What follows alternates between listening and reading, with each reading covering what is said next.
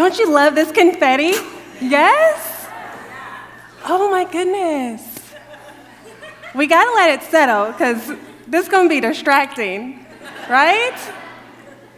How are you? How are you?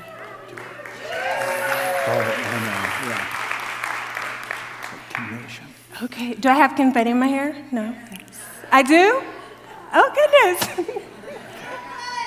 Thank you, I love you too. Okay.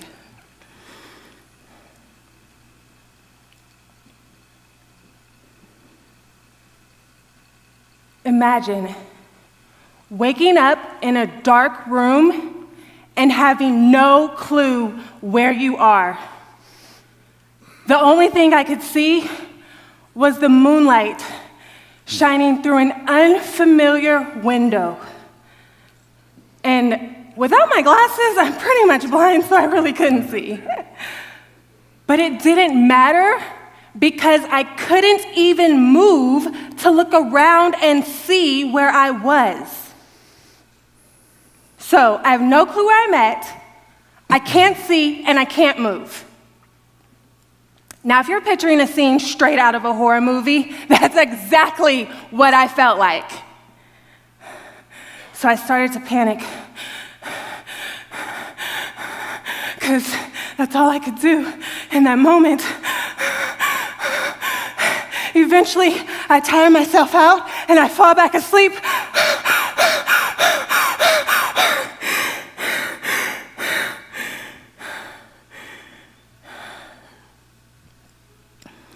The next time I wake up, the sunlight is shining through that same unfamiliar window.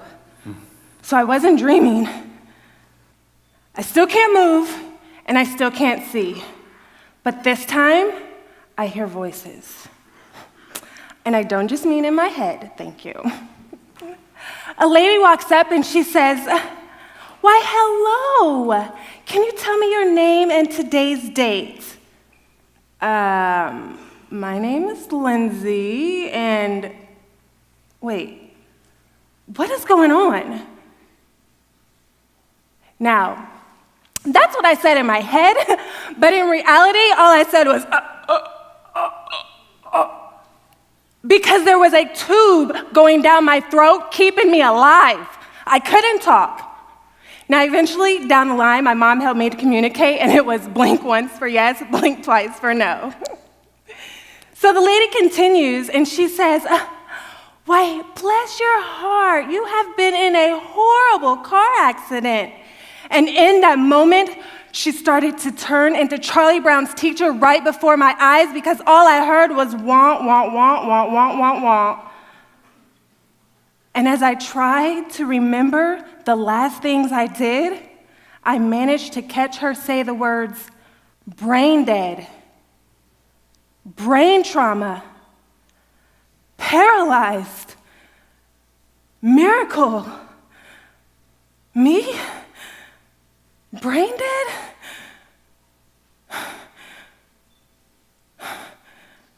Now I know what you're thinking. Why, heavens to Betsy, Lindsey, this is supposed to be a story about happiness, and this sounds absolutely terrible.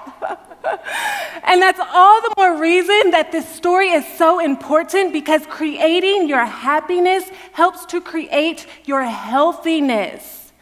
Creating happiness creates healthiness, and it starts with a healthy mind. Now, the typical reaction after hearing something like that is to have a complete meltdown, but instead, all I could think about was, thank God I'm alive. Thank God I'm alive. Thank God I'm alive. And thank God that I wasn't tied up and kidnapped by some crazy murderer or anything. I still couldn't move, but at least I was safe in the hospital. According to a recent Harris poll, 2 out of every 3 people are unhappy in their lives. That means if you're the happy one, the person to the right and the left of you is not. Consistent unhappiness is linked to higher rates of stress, increased rates of depression, and can even cause physical damage in your body. But studies also show that happier people are more resilient, they cope better with stress, they have stronger immune systems, and ultimately they live longer lives.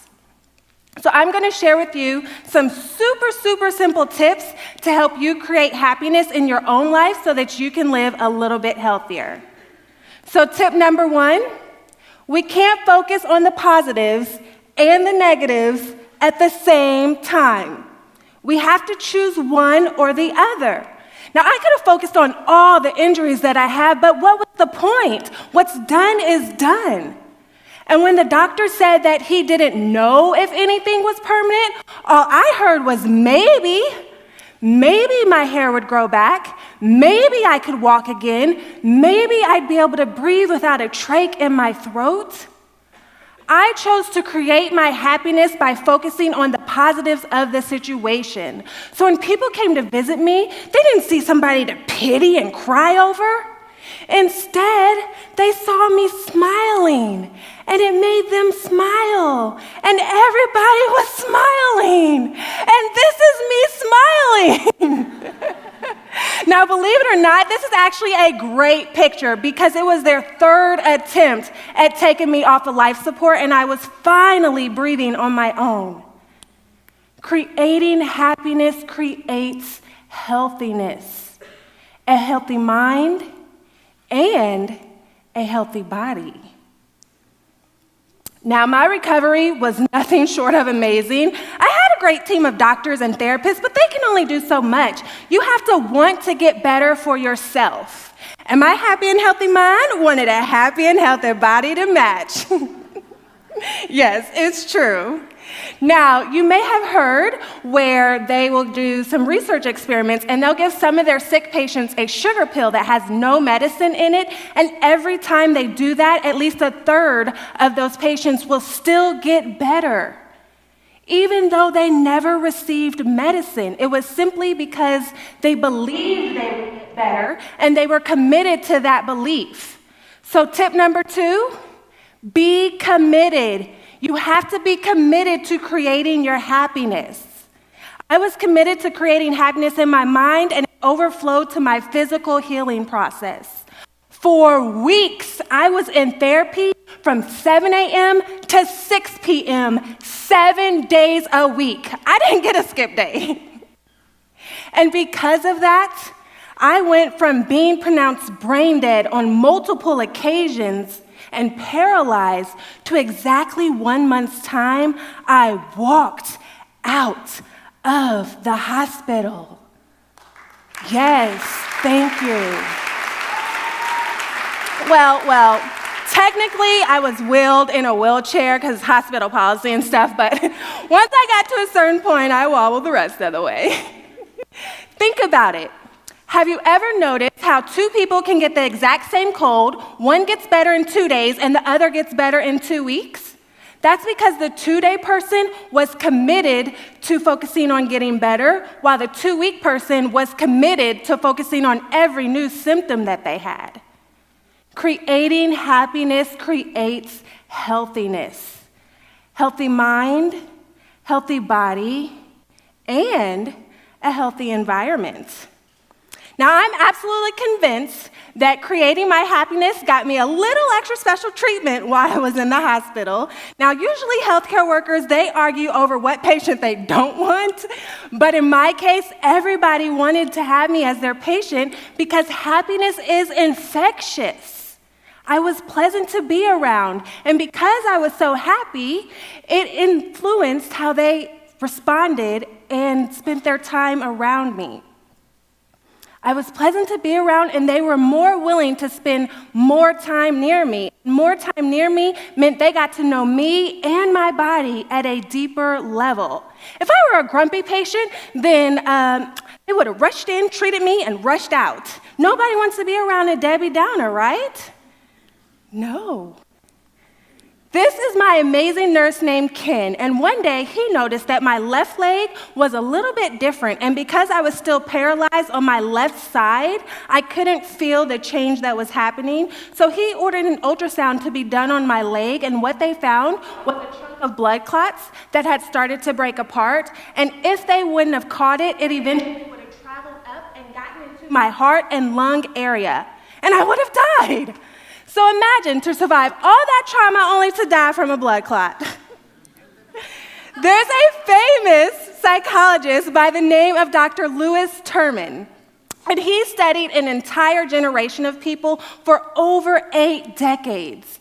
And he found that even just being around unhappy people for too long was linked to poorer health and a shorter lifespan.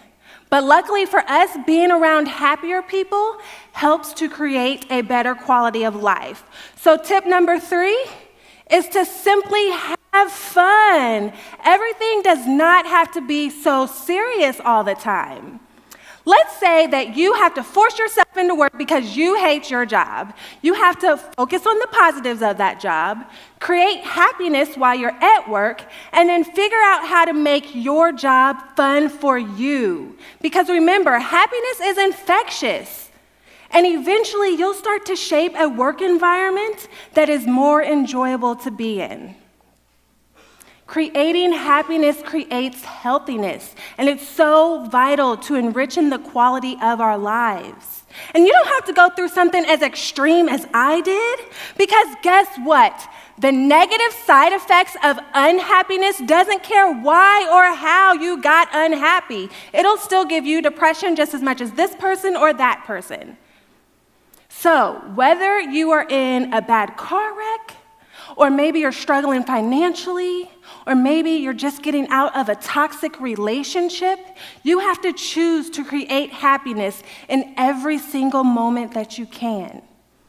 It takes the same amount of energy to be miserable as it does to be happy, so choose happiness. Remember, we have to choose to focus on the positives, and then we have to be committed to that choice. We can't just give up after 2 weeks like we do with our New Year's resolutions.